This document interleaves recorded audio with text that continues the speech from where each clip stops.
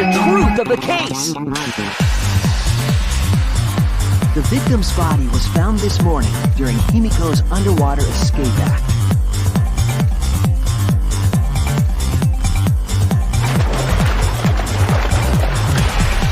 When we saw the piranhas in the tank, we thought that Himiko's escape failed. Of course, it was all part of the act. Himiko's escape went perfectly. But when Angie opened the curtain in front of the tank, we saw Ryoma with piranhas swarming around him. Before any of us could react, the piranhas devoured Ryoma's body. And all that was left were his bones and the handcuffs he was wearing. That horrifying sight was the finishing touch on the culprit's own twisted magic trick.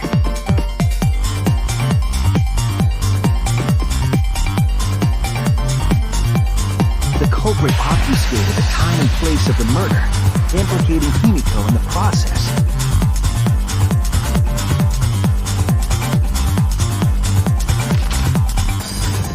In truth, the crime began last night around 8:55 p.m.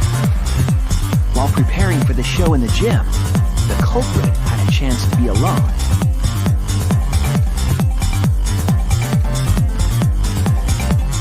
It was then that the culprit used the ladder to reach the piranha tank and removed the glass lid put inside the tank.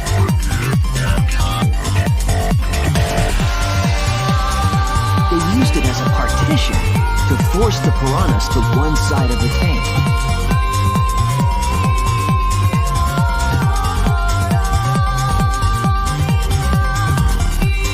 Next, the culprit took the rope from the stage wing in the gym.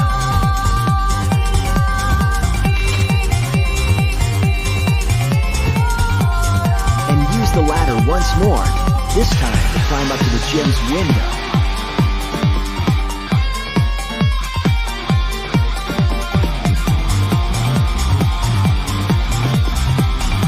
Once there, they opened the window and tied one end of the rope to the window frame.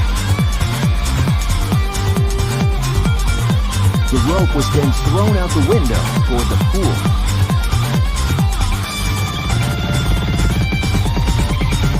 These preparations were key to the culprit's elaborate plan.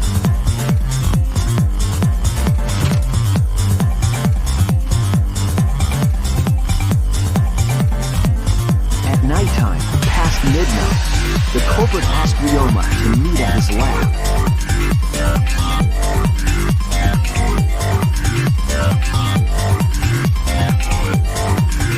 All the pieces were in place. The culprit was ready to murder.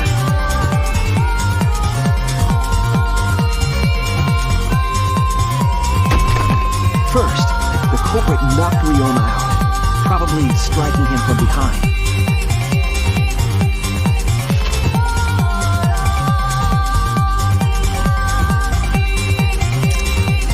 Then, they put the handcuffs from the shower room on Ryoma's wrists.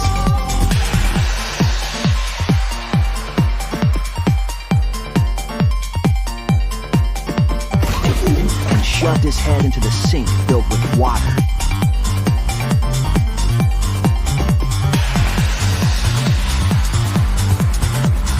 From the water and the pain of drowning, Ryoma should have woken up and struggled.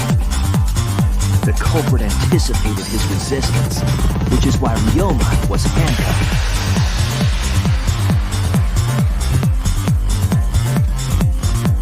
The struggle left scrapes on the cuffs and sink, but in the end, Ryoma succumbed.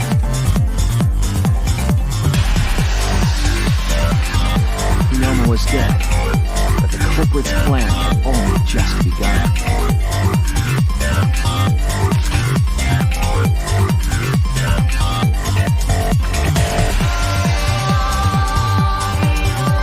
They removed the cable from the tennis net and hung it from the window facing the pool.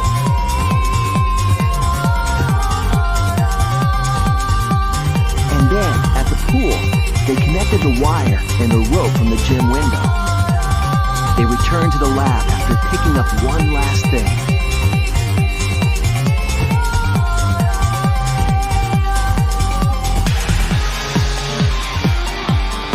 The rubber inner tube that was in the pool's tool shed.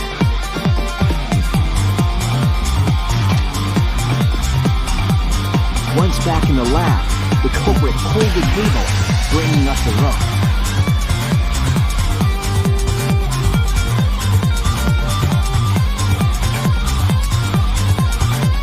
He pulled until the rope was taut, then tied it to the lab's window frame. And thus, the gym and the lab windows were connected by a single rope.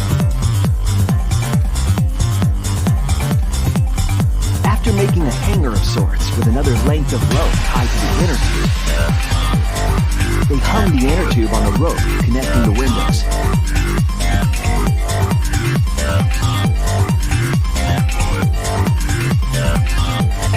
That's how the culprit created the ropeway that was used to move the body. An impressive premeditated murder, but the culprit made two crucial mistakes. The culprit got on the inner tube with Ryoma's body and slid toward the gym. With the height difference between the windows, they would have built up quite some speed. To avoid crashing through the window, the culprit used a brake.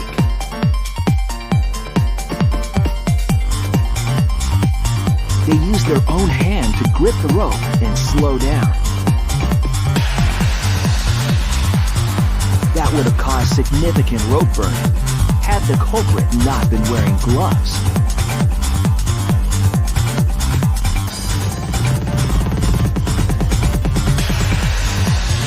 But due to the friction, part of a glove tore off and dropped in the pool.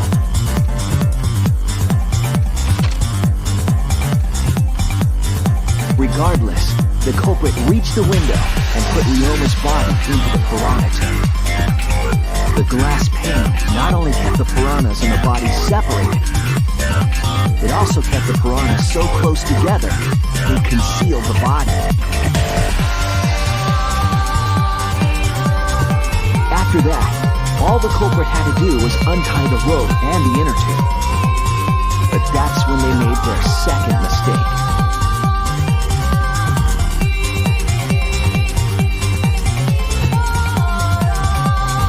One end of the rope came loose, and the inner tube dropped into the pool.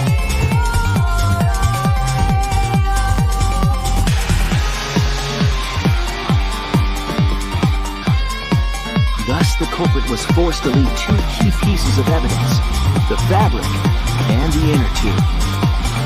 They couldn't retrieve the evidence because of the rule against swimming at nighttime.